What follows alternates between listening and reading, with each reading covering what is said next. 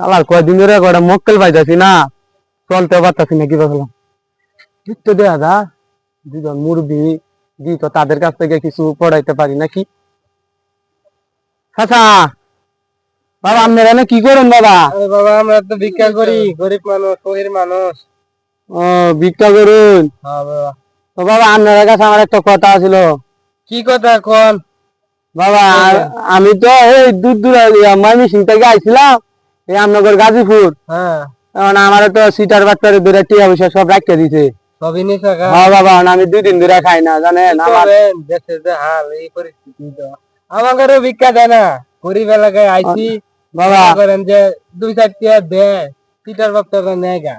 বাবা আপনার দুইটা কথা কইতাম আমি। কোন?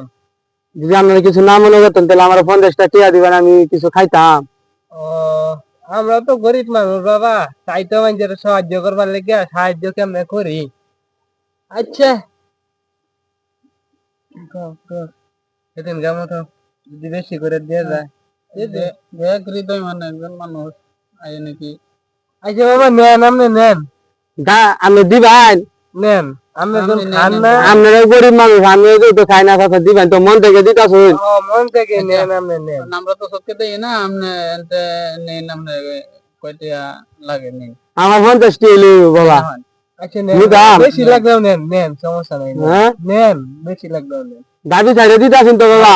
দাবি নাই, আল্লাহ আছে কিন্তু আপনারা লাভ হইব বাবা, দিতাছেন তো দাবি ছেড়ে? দাবি ছেড়ে নেন।